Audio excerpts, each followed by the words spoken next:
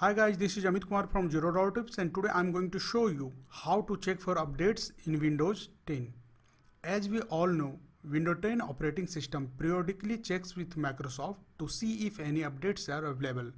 And if there are any updates available, it is automatically downloaded and installed so that your device can stay up to date with the latest feature.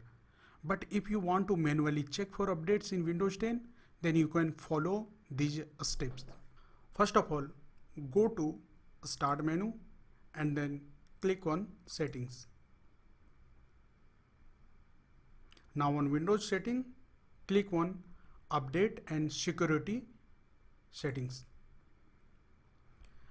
Now go to Windows Updates, and now under the Windows Update section, click on Check for Updates.